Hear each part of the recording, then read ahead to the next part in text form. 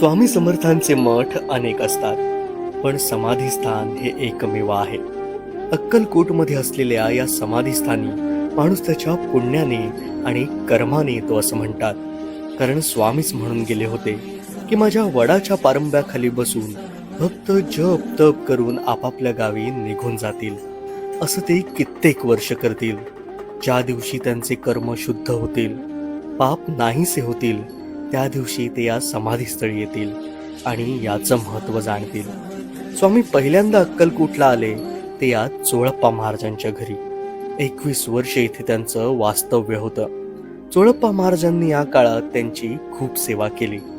स्वामींच्या प्रस्थानाच्या वेळी चोळप्पांच्या भक्तीवर प्रसन्न झालेल्या स्वामींनी तुला काय हवं असं मागितलं. तेव्हा त्यांनी मागितलं की मला पैसा संपत्ती यापैकी काही नको, तुमची समाधी माझ्या घरी राहू दे.